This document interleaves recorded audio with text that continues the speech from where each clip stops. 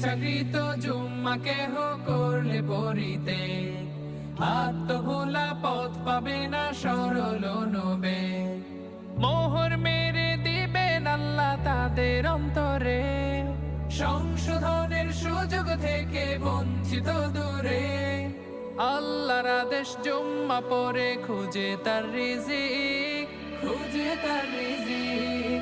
জুম্মা মুবারক হোক, জুম্মা